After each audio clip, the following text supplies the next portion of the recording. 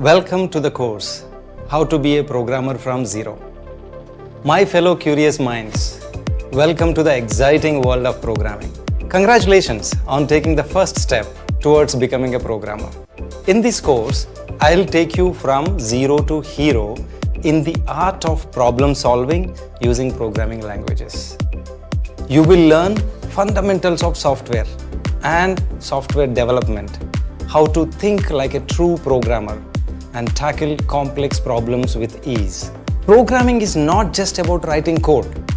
It's about finding creative solutions through logical thinking and attention to detail. I will guide you through each step of your journey into the world of programming. You stay focused and relaxed. I'll teach you everything from basic coding concepts to writing essential applications. So buckle up and get ready for an exhilarating adventure where you will acquire new skills, discover hidden talents, and ultimately become a proficient programmer who can solve any problem thrown your way. What you will learn in this course? You will find out who a programmer is. Many of you have this set of questions. Who a programmer is, what programming is all about, how to become a programmer, and what they do daily, how to be one yourself.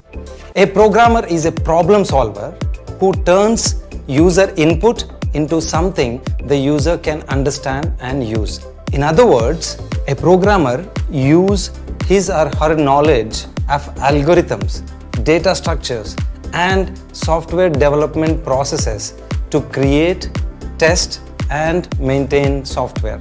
We will simplify, move forward. You will understand each section of this in detail.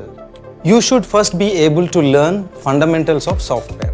You might already be acquainted with the software terminology, or you are very novice to the software industry, or you are an experienced person in the software industry but new to programming.